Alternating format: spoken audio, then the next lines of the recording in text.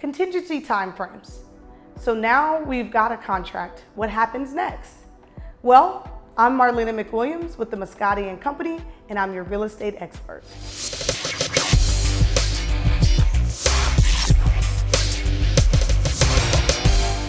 The first three main contingencies we typically see at any contract are home inspection, appraisal, financing, and then if you're in a homeowners association or condo, they have the right to review the homeowner association or condo documents, the budget, and any bylaws that have been passed or amendments that have taken place.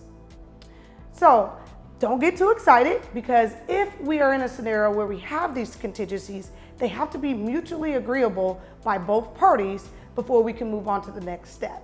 And we want to make sure our mind is set and our expectations match it so that we can continue to move down the phase in the process of closing on your home. Now the next question in your mind might be, well, how long does it take to get through all the contingencies?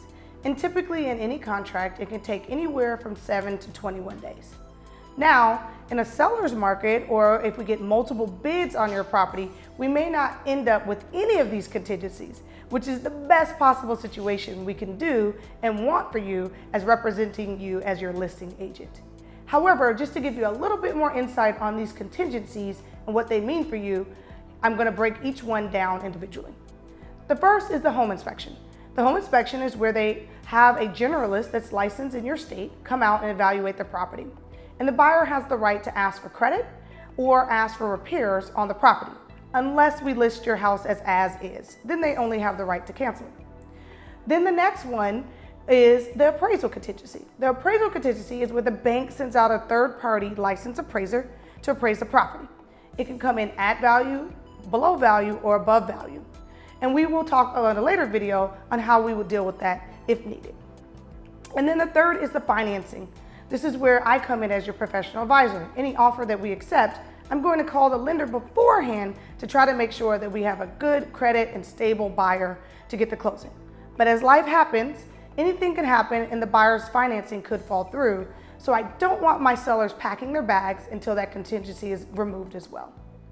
Now, when we get to the fourth contingency that I mentioned, that only applies when you have an HOA or a condo. And the buyer, depending on your state, typically has anywhere from 3 to 7 days to review those documents and cancel for any reason.